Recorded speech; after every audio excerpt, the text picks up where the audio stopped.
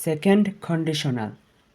This conditional describes unreal, unlikely, or hypothetical situations.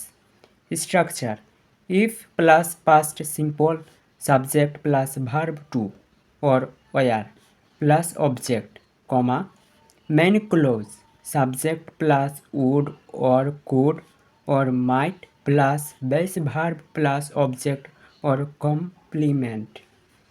Examples: 1. If I had money, I would buy a car. 2. If she studied harder, she could pass the exam. 3. If they were free, they might join us. 4. If I were a bird, I would fly in the sky. 5. If he became president, he would rule the country. 6.